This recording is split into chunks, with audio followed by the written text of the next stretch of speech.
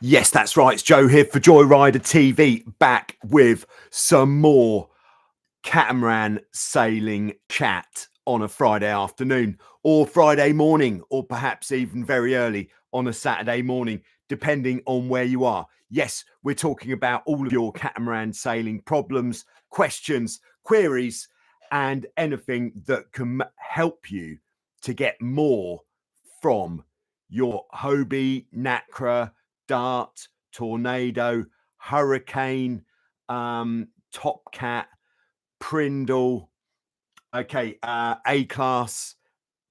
There are going to be thousands that I've missed, so apologies to the thousands. But there we go. Any type of catamaran we can talk about, as long as it isn't a 45-foot kind of cruising thing, in which case I don't really know the answer. Anyway, so as you may have observed, today's hot topic of discussion is the Hobie 16 really the fastest? Doesn't sound possible, does it? It's only a little boat. It's only 16 feet long, hulls shaped like bananas. How on earth could that be faster than the mighty Tornado or other boats of a similar nature?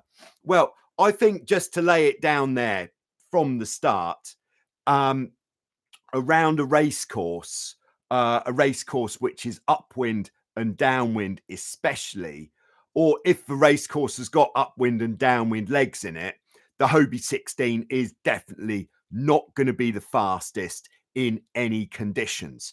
You might win the race on corrected time in really strong winds, but unless it's really strong and you're racing kind of mixed fleet, then the 16 is not going to be the best performer on the race course. The best performers are going to be the boats which are specifically designed for racing. So that would be like the A-class, the Tornado, the F18, the F16, boats like that. Boats which carry a spinnaker, they're going to be the most effective on the race course.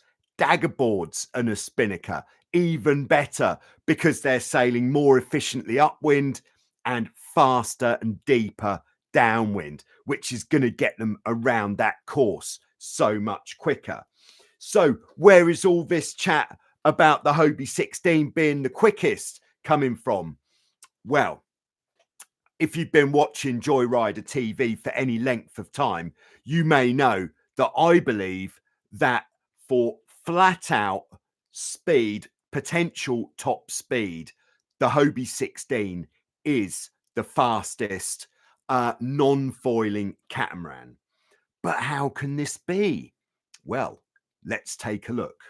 So what I've outlined here is the 4 different main hull shapes that we would find. Sorry that we're all on the wonk a little bit there. The 4 main hull shapes that we would have on catamarans these days, pretty much. If we include the mini cat, that would be like that. Very quick, the mini cat. I could go on for a bit about that, what I would like to see happen in the future, but that would be a tangent. So first we have the skeg hull. So that would be like your Dart 18, which would be possibly one of the most popular skeg-hulled catamarans. Dart 18 or one of the Top Cat range, Nacra 5.0, 570, that kind of thing, where we've got the skeg to stop the boat from sliding sideways. And all right, the reason we're ruling out the skeg-hulled boat as potentially the fastest for absolute top speed, and that is the same reason why we're ruling out this type of hull we'll call the symmetrical hull boat.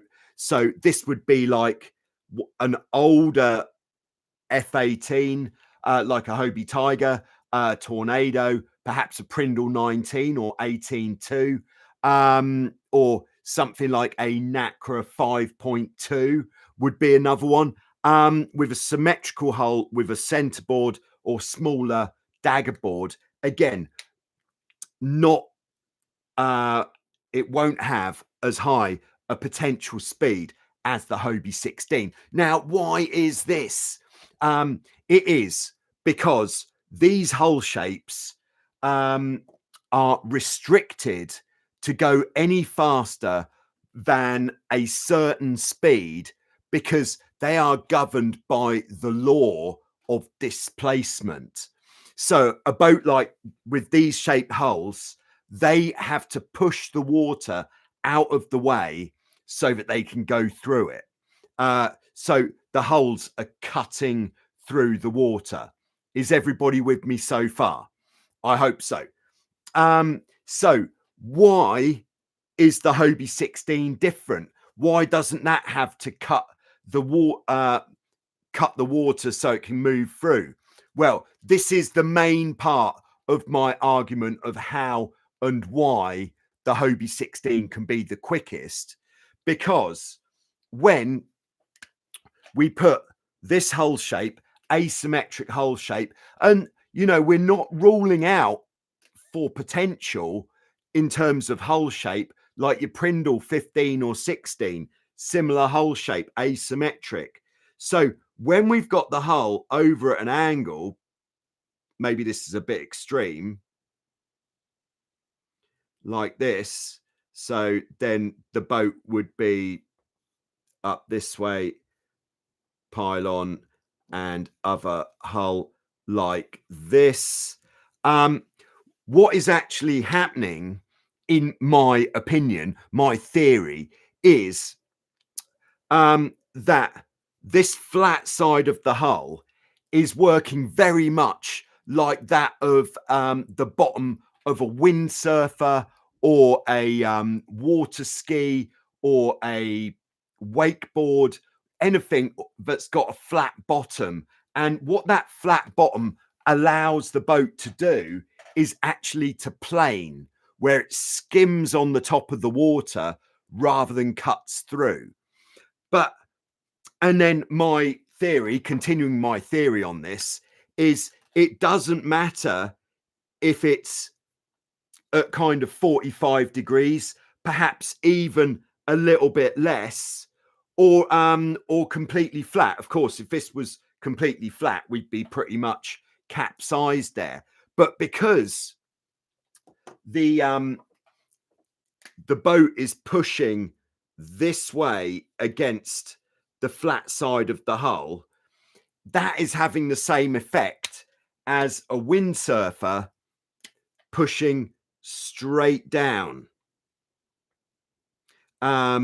because there's so much pressure pushing it that way. It's having the same effect, which is making a kind of area where there's not water on the top side, and the hull is very much just pushing down on this area here. So we're not trying to drag the hull through the water. It's just planing, skimming on this flat side. And what this skimming also enables us to do, so we're just on hull shape at the moment, but what this skimming also enables us to do is when it skims the front, like if you watch a windsurf board going along or a surfboard, the front lifts up and it, which means we're getting lift at the front of the boat, which is also helping us to not dig the bows in. So this is why flying the hull is really good for getting a higher speed. And like on a boat like a Tornado with the flat outside of the hull, this is why we want to fly the hull, especially downwind, more than we think, because then we'll have more of this kind of skimming effect and less of the displacement effect. Now, when we're talking about hull shapes, we've got this one that looks a bit like a bell, or a shape that looks like that. This would be what I would consider to be the modern Formula 18 shape, which has got a very flat bottom. So in theory, if you sailed the Formula 18 completely flat, we could have this planing kind of motion on one of these as well. But to sail the boat really flat is really counterintuitive. And when I've tried doing this, it doesn't seem to happen for one reason or another. And all of this is coming from years and years, like 30 years of research and development with trying to make the boats go faster. So this is the number one reason why I believe the 16 has got a highest potential top speed. Now, a factor here. A factor is that a boat like a Tornado will reach its top speed in much less wind.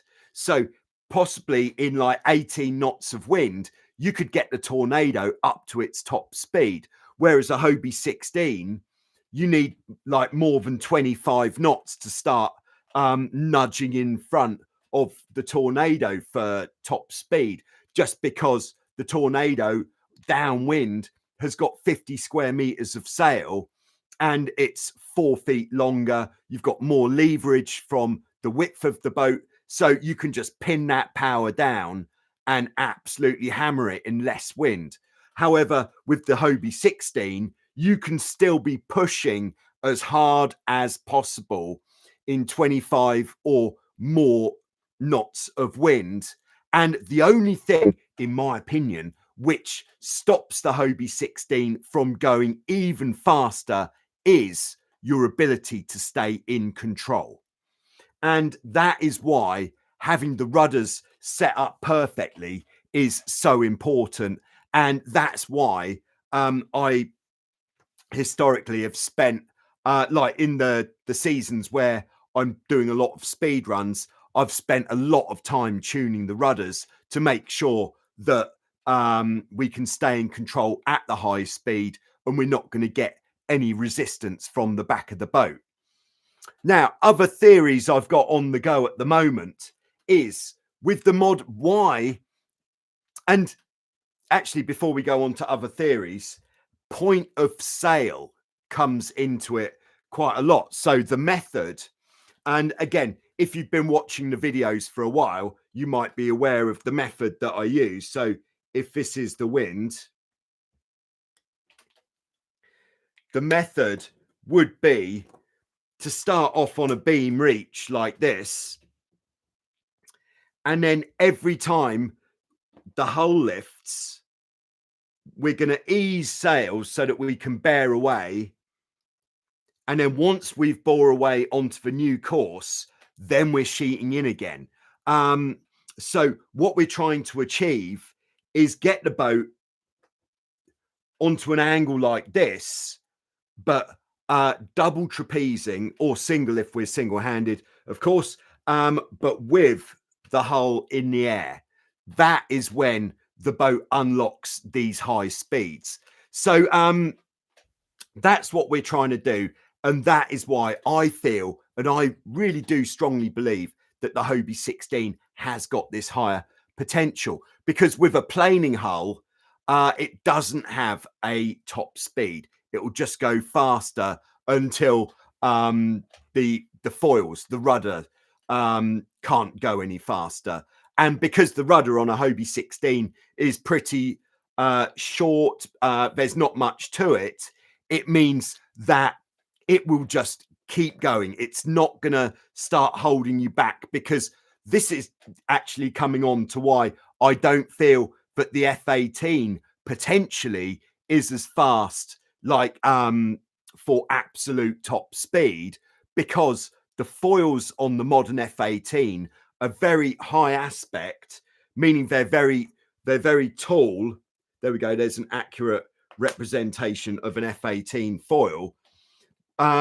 Whereas the Hobie 16 rudders very short and wide, which means you're going to start, once we've stopped making use of the lift of these foils, especially the rudder blades, we're just getting drag from the rudders, which we're not doing with the shorter, lower aspect rudder blades.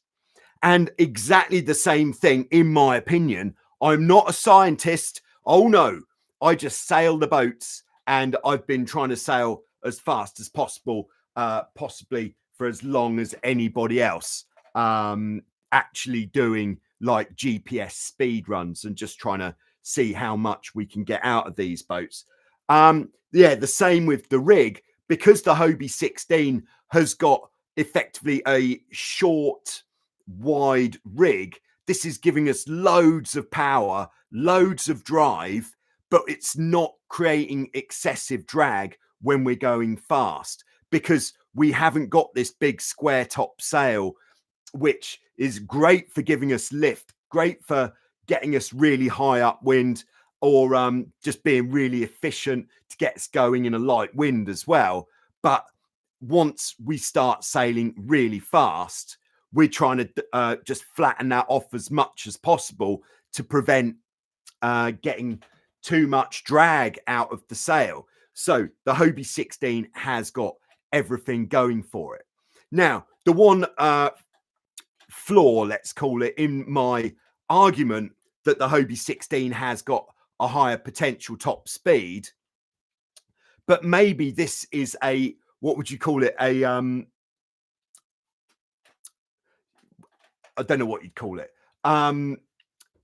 is that I definitely do sail Hobie 16s in more wind than I sail any other type of boat, because I know that the 16 is built strong enough. The sails are very strong. The hulls are bomb proof.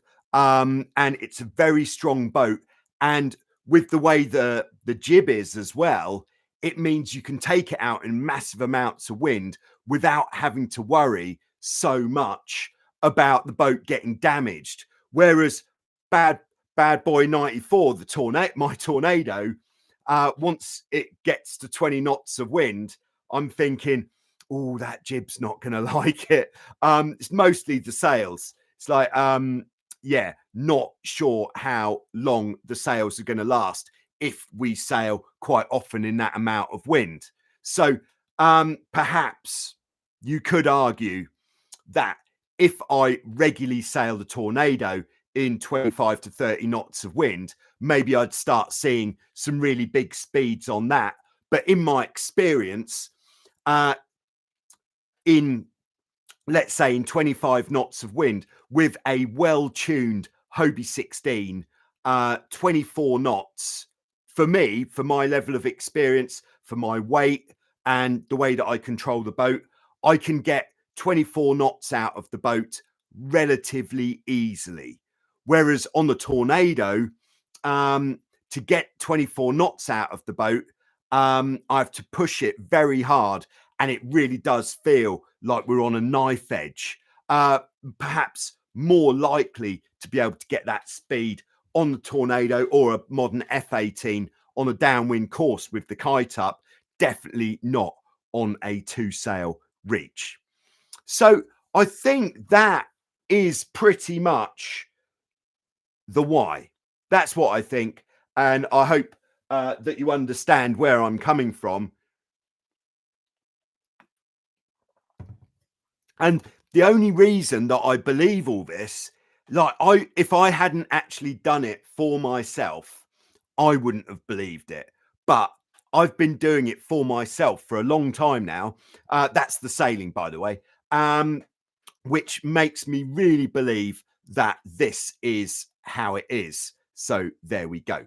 Yeah, so thanks for coming. And I thought I'd check in with everybody who is checking in. So kicking it off with pole position there, we've got Boris from Florida.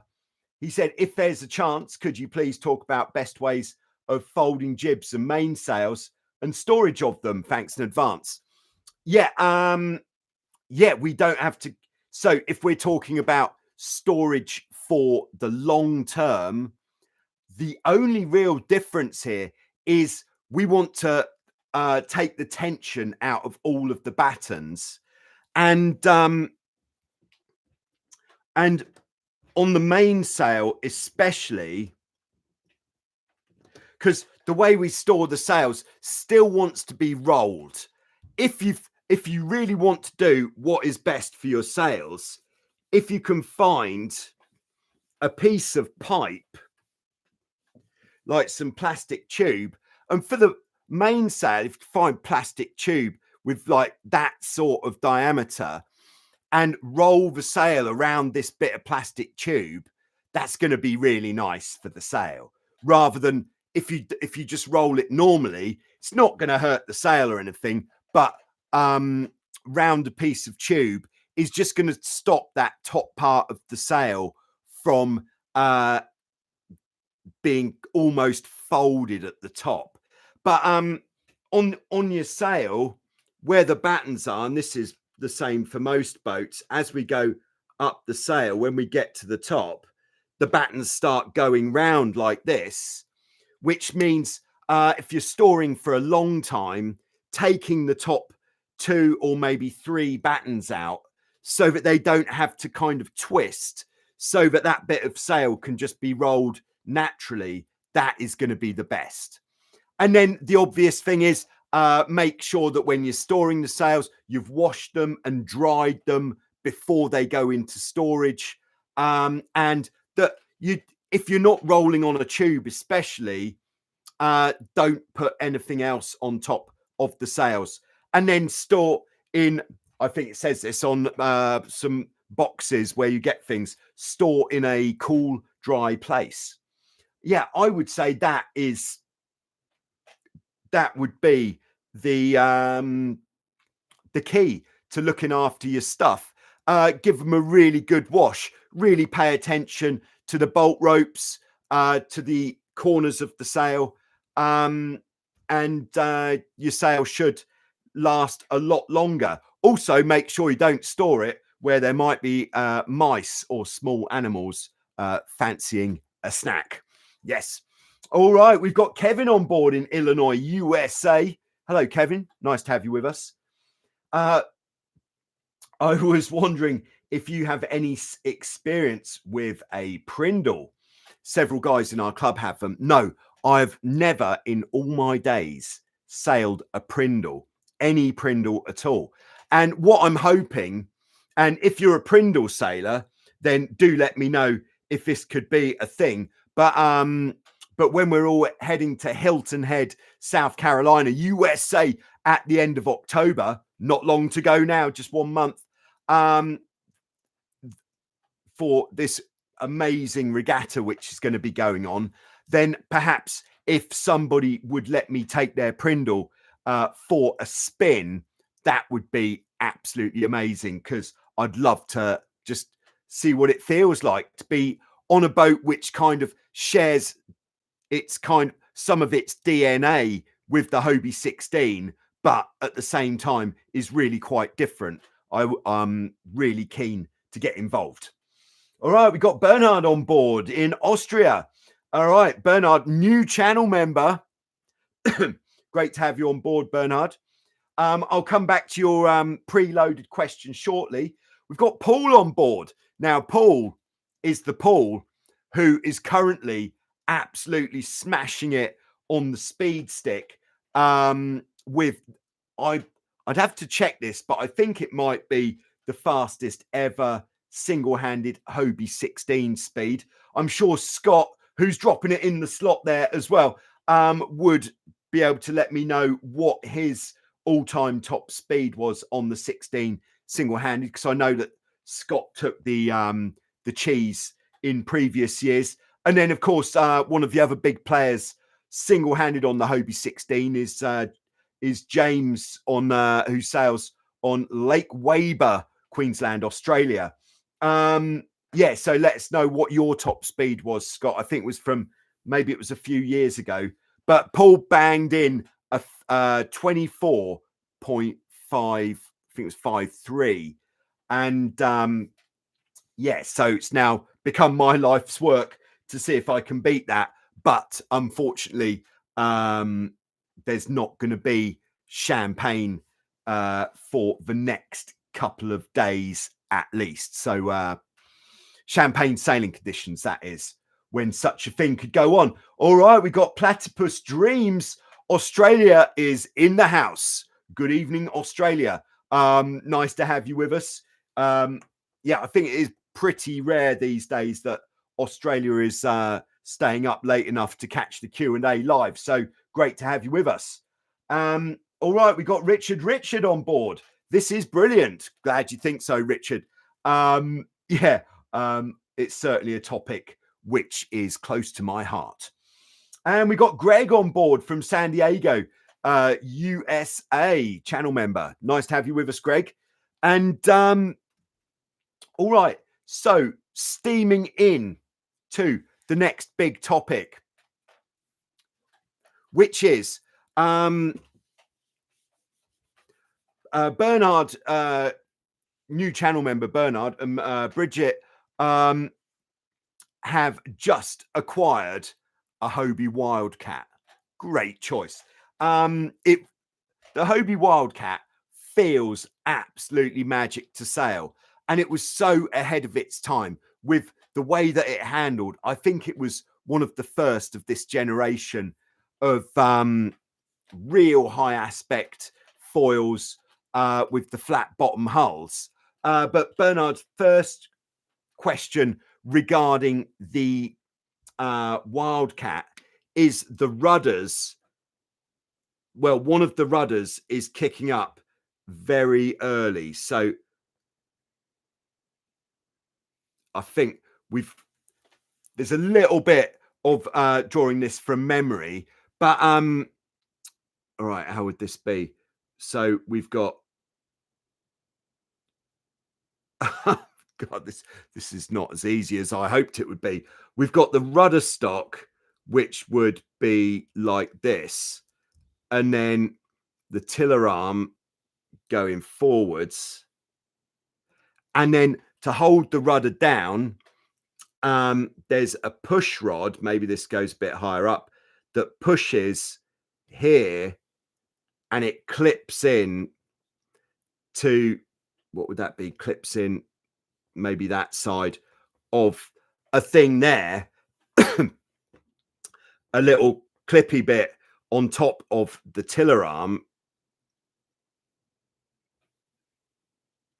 and that being clipped in there is meant to push the rudder blade backwards, which holds the rudder blade down. And there's a screw adjustment, I believe, here where you can adjust the angle that the rudder is being held down. And then the recommended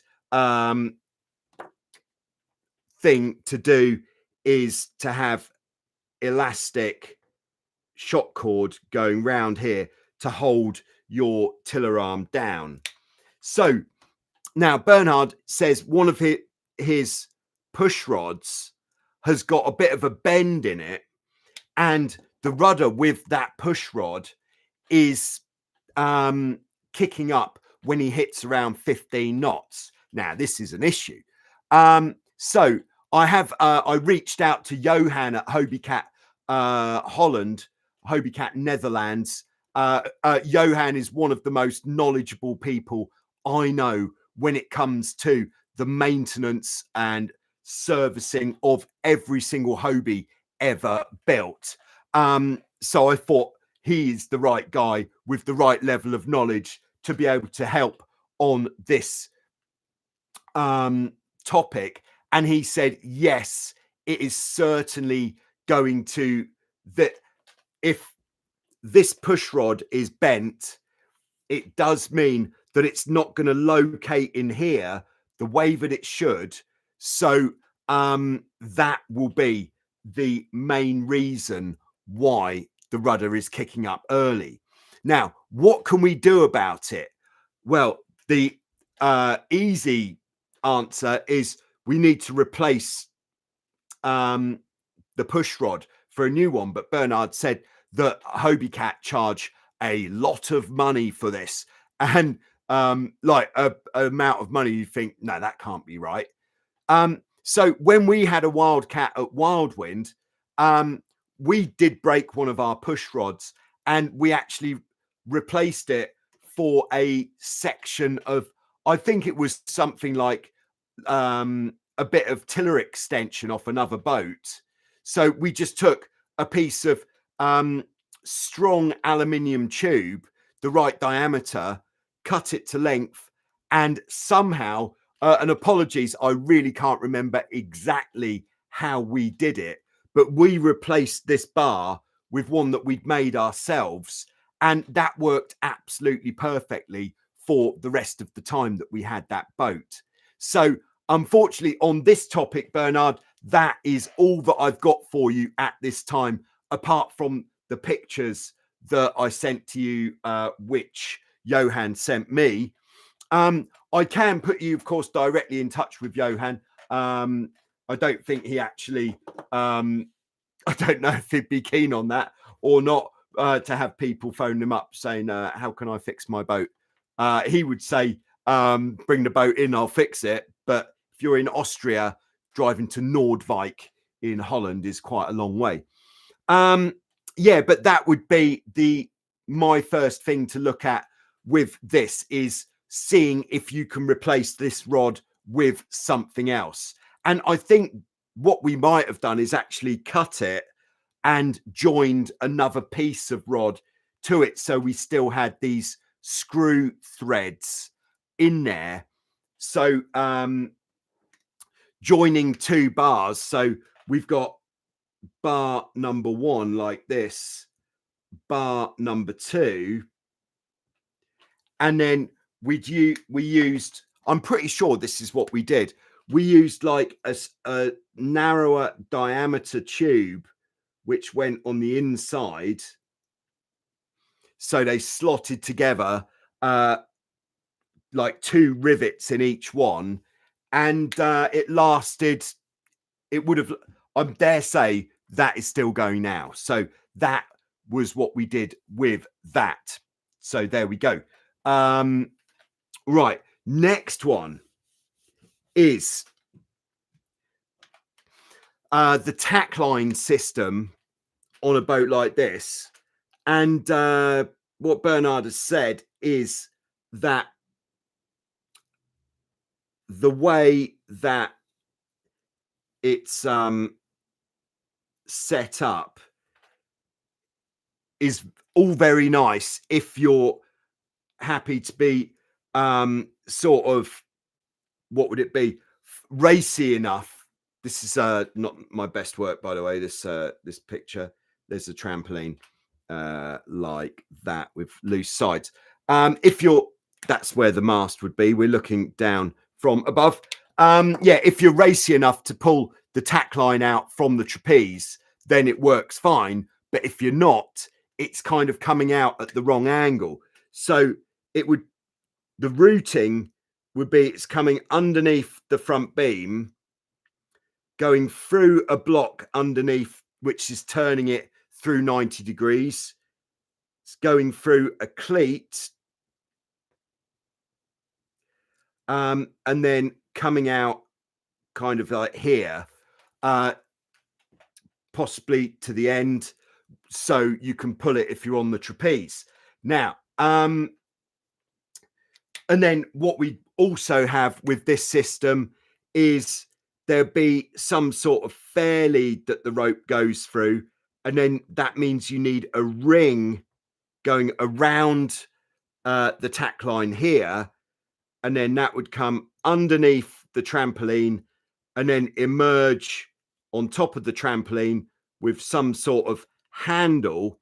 So when you pull that handle, that pulls the line out of the cleat so that you can release it. Okay, but how can we make it more user friendly to be able to do it, pull the tack of the spinnaker out?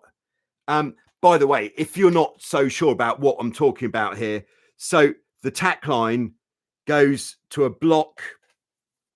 I think it's nice to explain a little bit. That's what we do here. So here we've got our bowsprit or spinnaker pole, and the tack line would go to a block at the end of a pole, a pulley,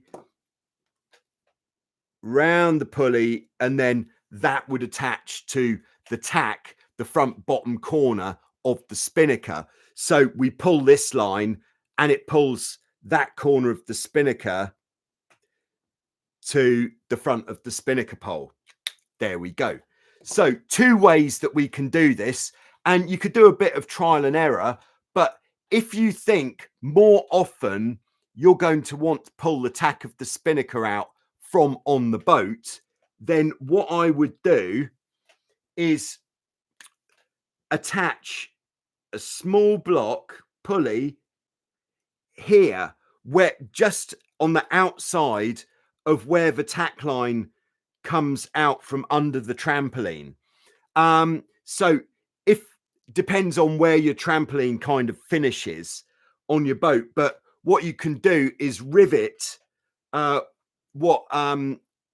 a little fair lead, like one of these kind of fair leads, onto the front beam just outside of where the tack line emerges from, and then onto that fair lead you can attach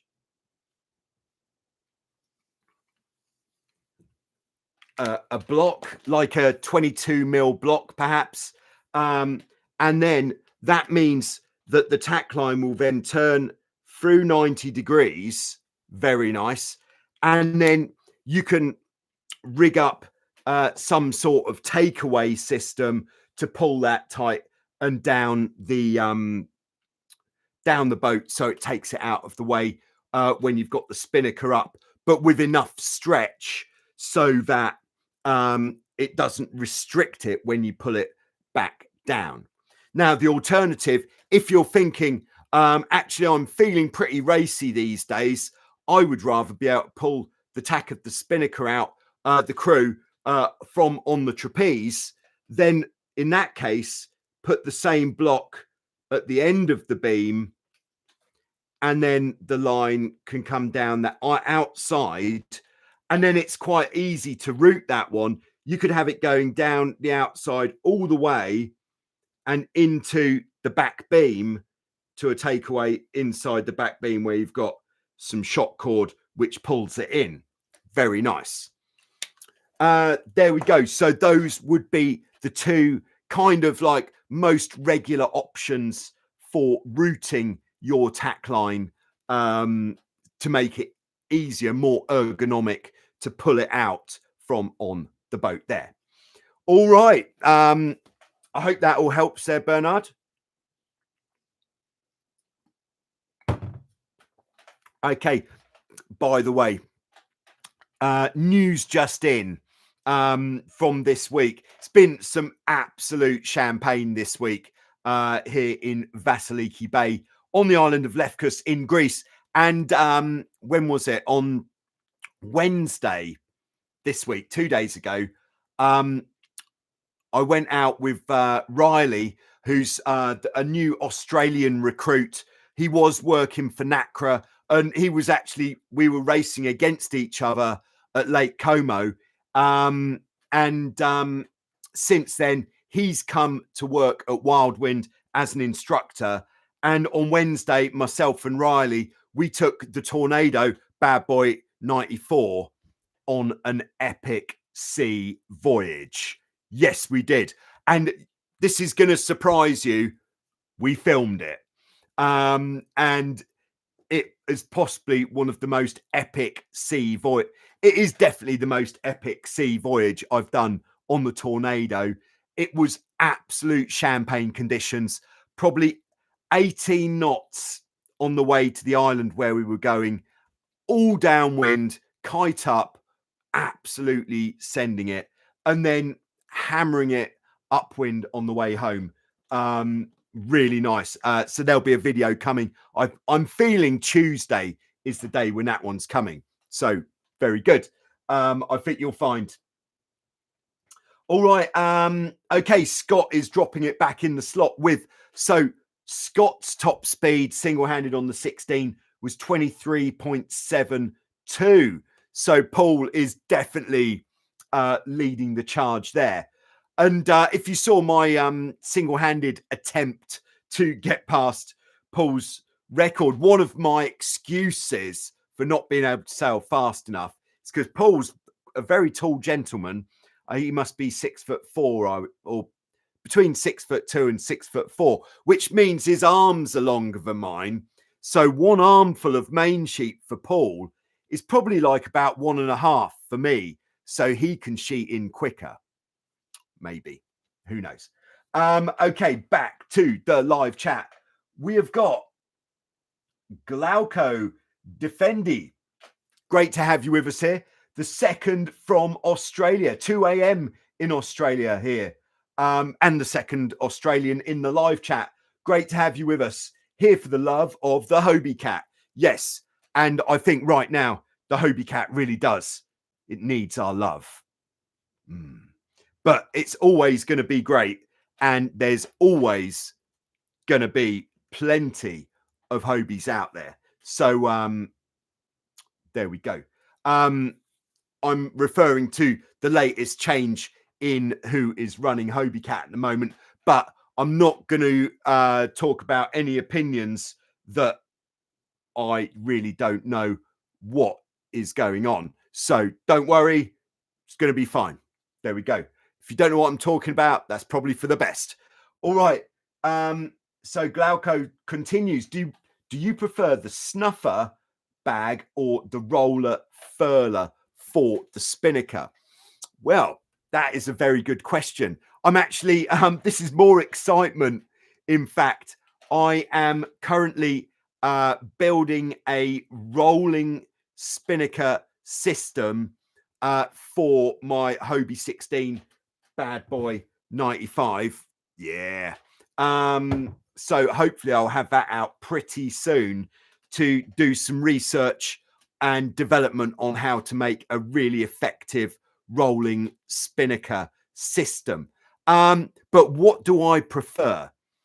The Snuffer is definitely better if you're on the race course, because on the race course, you don't want to have the windage that is created by having the spinnaker up at the front of the boat rolled up the whole time.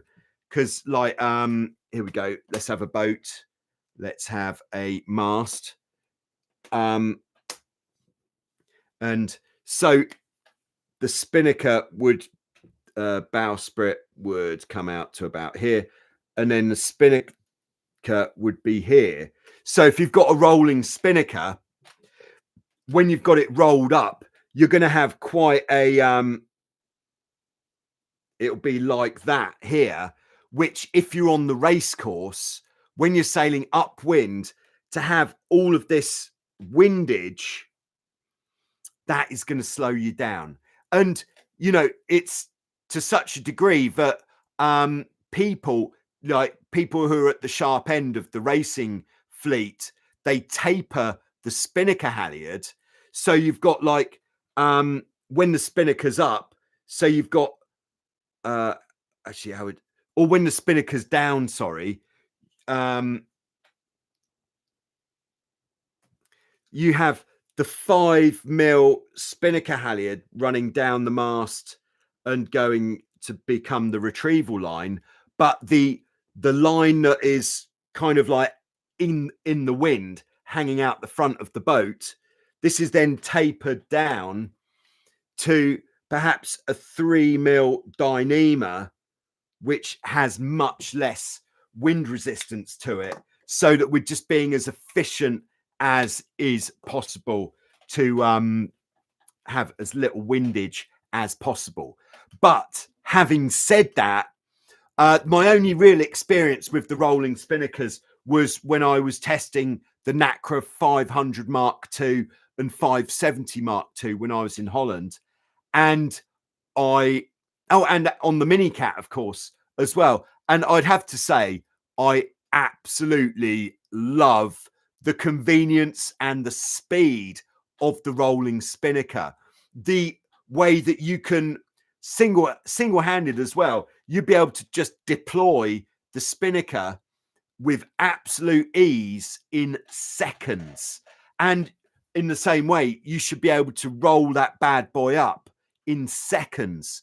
and it's so easy to deploy. It's kind of like if you were just going downwind for a very short time, you'd go, do we want to go a bit faster? Yes, deploy the turbo. All right, rum, rum. So good, the rolling spinnaker. For I think if you are going adventuring with your catamaran, the rolling spinnaker would absolutely 100% be your friend. And that is one of the things that I'm really excited about on my 16. As soon as I've got the rolling spinnaker sorted out, I'm going to take her out for a test drive. Sailing, my plan is to sail solo around the island of Lefkas, which would probably be, I should ask someone really what the distance is, but I'd think it'd be about 150 units of distance. I don't know which units, probably kilometers, but no, more. It'd be more than that. Maybe 150 miles, maybe less than that. Don't know, but want to sail around the island single-handed, and I want to live stream it. Does that sound good? Yeah, gonna have to work on the technology to be able to do that, but I think that would be pretty epic. So you could tune in at any time and find out where I am. Lovely job. All right. So there we go. Yes to the rolling spinnaker, but no, not on the race course. Okay. So Paul says, Joe, here we go. Fastest single-handed Hobie 16 sailor Paul says, I think my main traveler was far more out than yours, so I had to sheet less to release for depowering. Yeah. So I would guess by the fact you had your traveler out more, it would mean that perhaps the average wind strength was perhaps stronger, whereas I had my traveler in more because I needed to really crank it in at times just to keep enough power on. Perhaps that was what was going on. All right, tuning in from Maui in the Hawaiian Islands, we've got Ryan, probably the earliest in the morning for anybody in the Q&A. If you think you're earlier than Ryan in Maui, then do let us know. Yeah, happy Friday to you as well, Ryan. Hope you've got a good weekend sailing coming up with some speeds for the stick. By the way, new update video for the speed stick coming on Sunday. Yeah, check this out. I've actually got video schedule. Yes. Because there's so much excitement in the world of Joyrider TV at the moment that we've got to have a schedule. Very important. Yeah, so videos on Thursday, that was yesterday. Today, that's this. We're doing it now. Sunday, speed stick update video. Tuesday, special tornado adventure. And then Thursday, more Hobie 16 magic in Vasiliki Bay. All right. So Glauco says in Australia, I have a Miracle 20. Nice. Old school.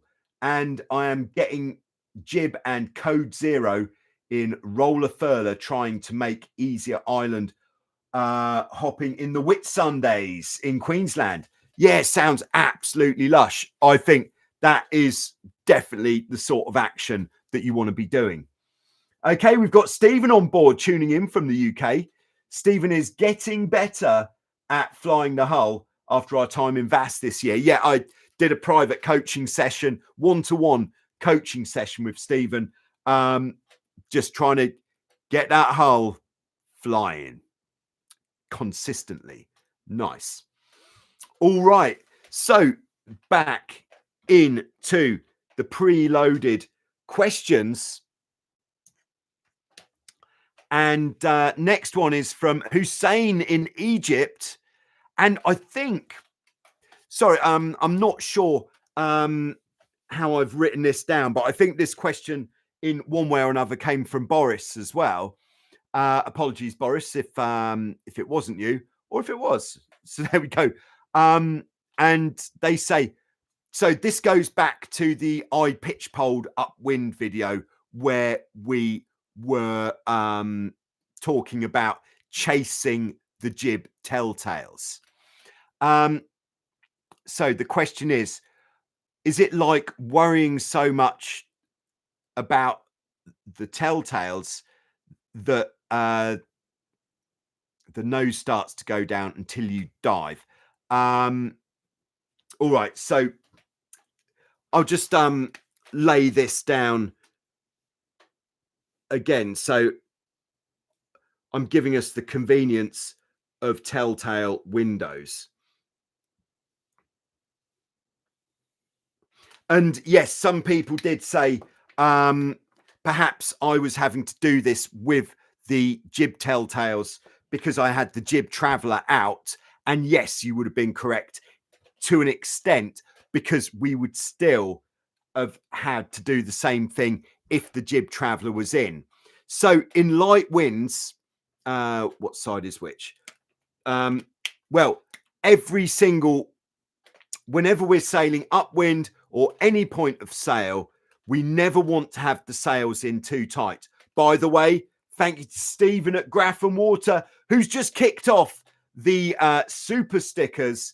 The super stickers are donations that you can make to Joyrider TV if you feel that the information that is coming into your ears is worthy of a super sticker. And what these super stickers are doing is keeping the Q&A ad-free. If you're like me and you don't like having to press the skip ads button, let's keep the Q&A ad-free, because otherwise this thing would be peppered with ads and it probably get quite annoying. All right, jib telltales, any telltales, the outside one, the one you could see through the sail, should always be going straight backwards. So if we've got the jib in tight and the outside telltale isn't flying straight backwards and our intention is to sail upwind, then we need to turn the boat towards the wind. All right, wind. So if we had the jib in tight and we were kind of sailing in this direction, that would probably almost certainly result in this outside telltale lifting or dropping. And if you can't see that telltale, it probably means your jib is either in too tight or we're not sailing close enough to the wind. So about 45 degrees is the starting point there. And then the windward telltale is the interesting one. In light winds, when we're just trying to keep the boat going as nicely as possible, we're going to keep the inside telltale flying straight backwards. And then when we hit this moderate wind where we're able to lift the hull a bit and we've got really good pressure, we could even get one person out on the trapeze, then we want the inside telltale to start lifting. Because if we allow the inside telltale to start lifting, it means we're able to sail a bit closer to the wind, but also it's preventing this jib telltale paradox from starting, which when the wind gets really strong, double trapezing, de-powering conditions, we want this inside jib telltale lifting quite a lot, because if it doesn't, we're going to be sailing like this. And what we were outlining in the video was we'll sail like this, we'll be sailing really fast.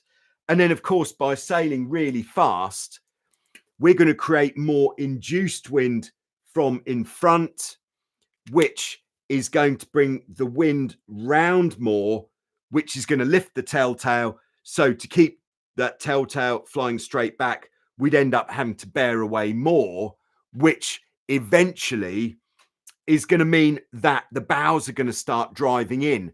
And the other thing that's going to happen, which does happen quite a lot, is this is going to happen, this constant bearing away, if you're not sheeting the main in enough. If your main is out too far, you're going to feel that you haven't got enough power on the upwind. So you might bear away to see about getting some more power. And before you know it, you're not going upwind anymore. So to really go upwind, you need to have the main cranked in and allow the inside telltale to lift. All right, so the second part of this, perhaps this was the part from Boris, the inside telltale is an indication that we are sailing close to the wind and need to bear away. Okay. We need to bear away. It depends on what we're trying to achieve. That is the thing. If we're trying to achieve getting to a windward goal, then we need to allow it to lift. In the case that it is lifting for another reason, I presume. So what to do if it's lifting and we don't want to end up on a half-wind course? Yeah, we just allow it to lift. That is the bottom line. We allow it to lift, and that means we're definitely sailing close to the wind. How much to let it lift? You will feel that from the feedback that you're getting from the boat. If you come too low, you'll feel loads of boat speed. Perhaps the bows will start driving down a bit more as well. And that would be your indication. If the bows are really driving down, that would be your indication that you can just bring it up a little bit. Again, more. There we go. I think that's about the size of it. All right. Thanks very much to Sunset Wingman. Great to have you on board. Who has said, whether you knew this already or if you've just done the research, distance around Lefkada is 60 miles. So that would be what, about 90 kilometers, something like that. Yeah. So it's a good day out. But the trick shot with sailing around the island of Lefkada is the wind. To be able to have good wind all the way round, that is going to be tricky. All right. So I'm going to come back to the question from Megaptera Novangeli. Sorry, you've got the most difficult YouTube name to pronounce that I've ever come. Oh, Megaptera, perhaps. All right. Anyway, just because Stephen is continuing on this theme. So flying the hull between close reach and close haul with the jib in tight. What's the telltale sweet spot? I would say don't worry about the point of sail that you're on. Worry about the amount of power that you have. So if you want more power and the inside telltale is lifting a bit and your mainsail is already in, then just bear away slightly and allow the inside telltale to come straight back. Because if you're just going for this close reach to get the hull flying, then and you need power, then yes, by all means, bear away a bit, have the jib telltales flying straight back. But it's just kind of reacting to the amount of power that you have, I would say. All right. So Megaptera says, speaking of adventures on cats, have you heard of the race to Alaska? Yes, I have. It's a race to Alaska, 750 nautical miles, unsupported race in harsh conditions in the northwest of North America. Some legends won the sub 20-foot competition on a Hobie 16. Yeah, absolutely bonkers. Yeah, I don't even know if I'd be keen on that one. Yes, of course I would, but it sounds pretty dicey. But yeah, that is a big adventure. Makes what I did on the Tornado seem less, but I had a lovely time anyway. All right, we're firing on back to the what you call it. All right, Ryan has given a rather cold emoji there, which I dare say it would be. All right, so I think the next preloaded question is from, I think it's from Sander, I think, who Sander was on the boat at Lake Como on the Nacra 15. He was good enough to take a camera with him. I think it is, because I think your surname must be pretty rare, I think. Borgis 4, 3, 2, 4. All right. I have a bit of a weird question. So apparently mast rake has an influence on how bow up and bow down the boat sails. Yeah, I think definitely it does make a big difference. And so the mast rake on the boat is going to affect how like where your center of effort is, where the pressure is, and where the weight of the rig is going. And yeah, it's really going to affect things, because I think the most obvious thing is if we're putting the mast, like if we go to an extreme and we're putting the mast here, then it's definitely going to drive the bows down more. Whereas if we go more kind of like almost like on a Hobie with the mast really far back, because we've got the weight here, that weight is pulling on the forestay, which is going to make the boat sail more bows up. So, for example, if you were going to be sailing with a long downwind leg in really strong wind, putting the mast back more is going to make the boat slightly easier to manage, because you're going to have more weight helping to lift the bow. But also by having the rig further forwards, you've got all this power. Bringing the rig further forwards is really going to power up the top of the mainsail more. And by powering it up on the downwind especially, that is going to really start to look at driving the bows down more. On the upwind, also with the mast rake, and in fact, this is rolling into the next preloaded question, which is from Percival Bernard,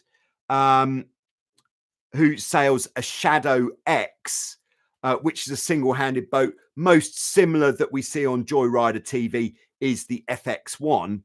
Are there any gains from using the mast rake for different winds, and how we can change the amount of mast rake as the wind changes? And then the same goes for rig tension.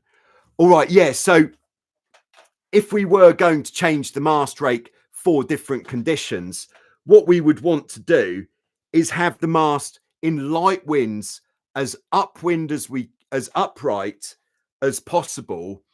But what we want to make sure, and most boats have a rig tuning guide, which are going to help to dial this in, what the amount of mast rake is that you need on your boat, so you don't have to do a load of trial and error to get it right. But what we're trying to achieve with the mast rake in light wind is to line up the center of effort. This is why it's trial and error, because to actually be able to measure where your center of effort is kind of tricky. I think on a boat like a Shadow, which is just the mainsail, the center of effort would probably be 1/3. If you went 1/3 of the way up the sail and 1/3 of the way back, then that is likely to be where your center of effort is. And you're wanting to line that up with the kind of back edge of the dagger board, because that means that you've then got a good amount of pressure working on the back of the dagger board, which means if we're pushing on the back of the dagger board, that's going to help to get the boat going upwind, which is really what we're working towards when we're setting up the rig. Because downwind, we're doubling our sail area and we don't need as much help to get the boat going fast and deep downwind in terms of the mast rake. The mast rake is going to have a much greater effect for the upwind legs.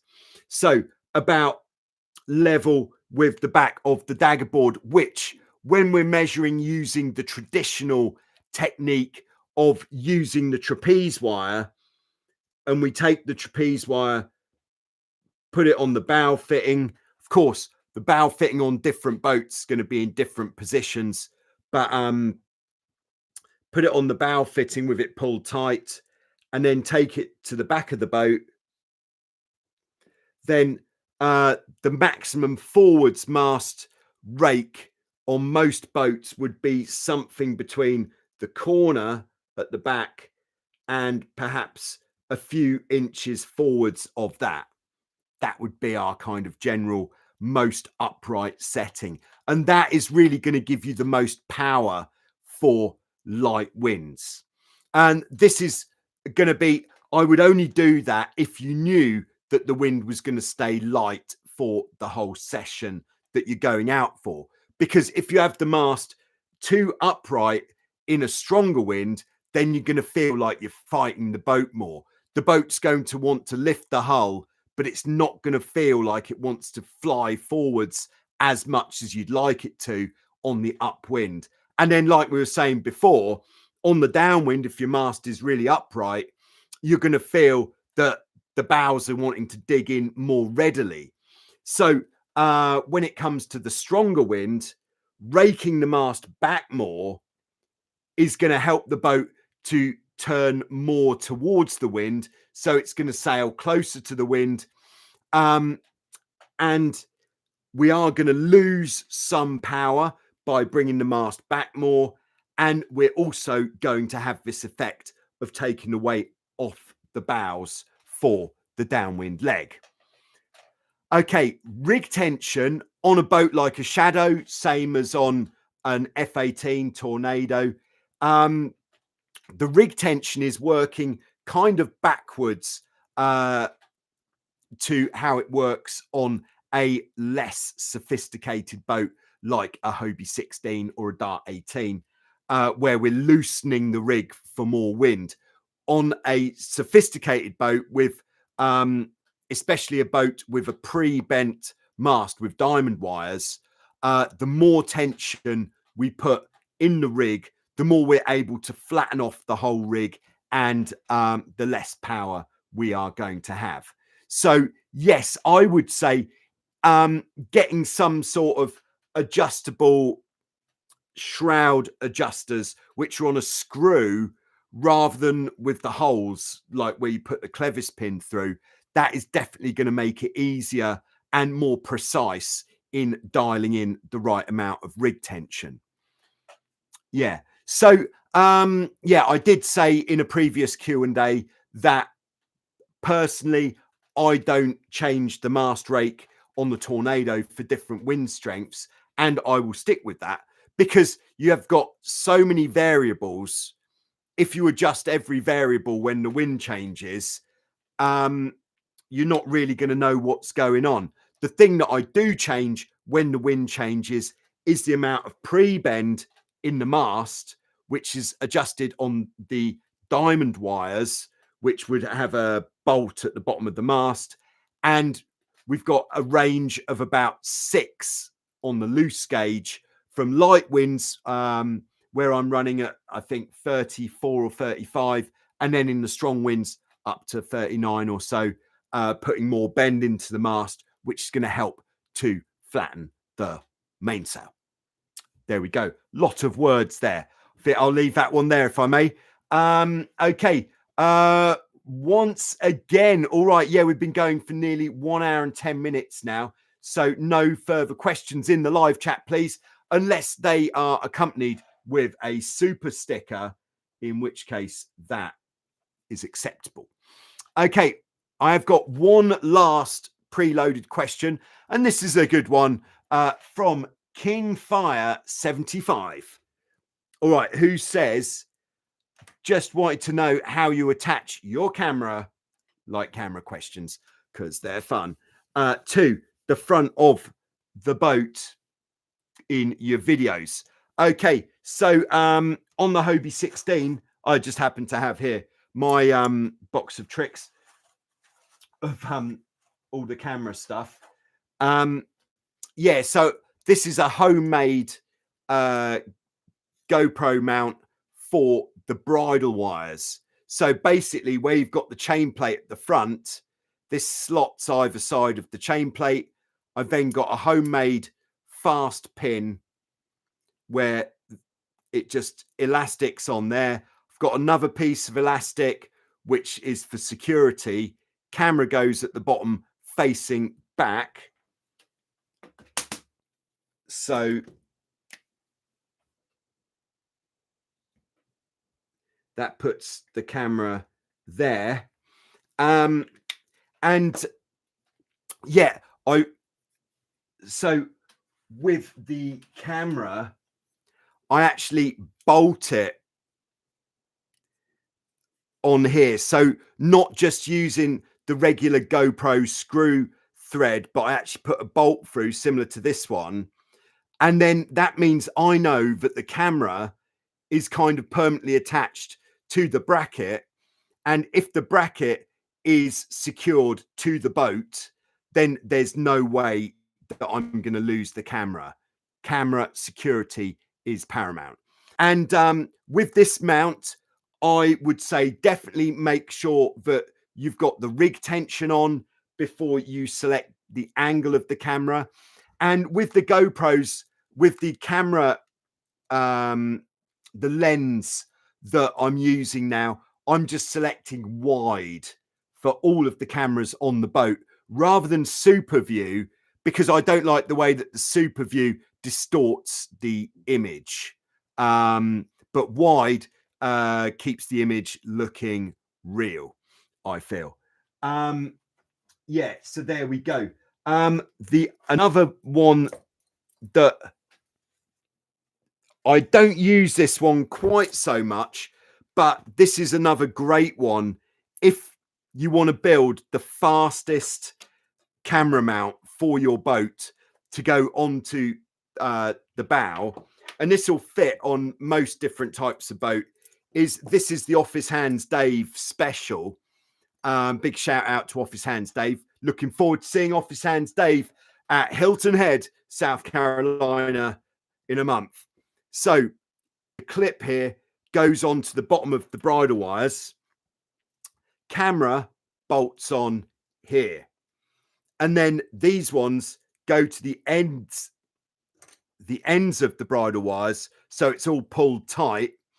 And the one thing with the Office Hands Dave system of GoPro mount is you do need to have image stabilization on your camera, because otherwise this one does bounce around a little bit.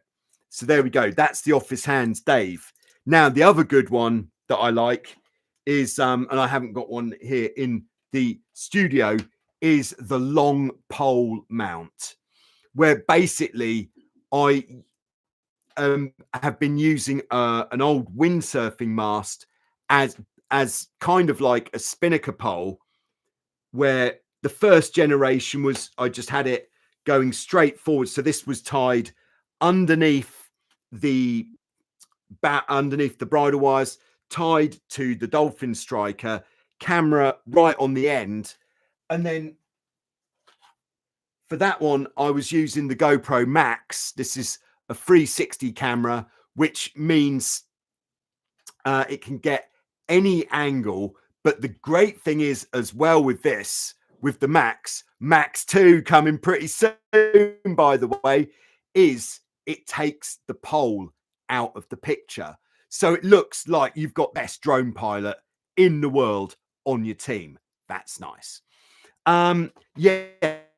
But then what I liked even more than the windsurf mast bowsprit spinnaker pole mount was doing it kind of asymmetrically, where I tie this end of the pole over here, so then the pole comes out at an angle.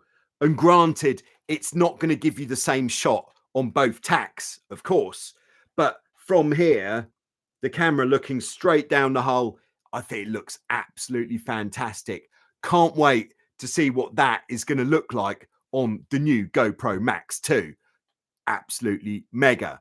GoPro Max 2, higher resolution footage and replaceable lenses, which is nice, because it is a concern with these Omi lenses that if you haven't got a cover on, and you put it down and you scratch it, that is it.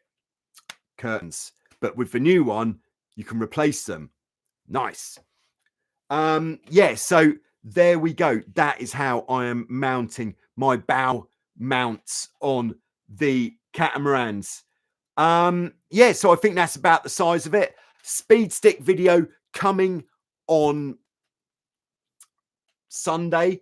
If you did send your latest speed update by last thing Wednesday, then you will have made it into the update video. If you didn't, then unfortunately you're going to be into the October update video, but you will be on the latest update of the speed stick leaderboard. So there we go. Thanks very much for coming. It's been nice to see you all. Hope that you have the opportunity to get out for a sail this weekend, and I'll see you soon with some more on Joyrider TV. Thank you.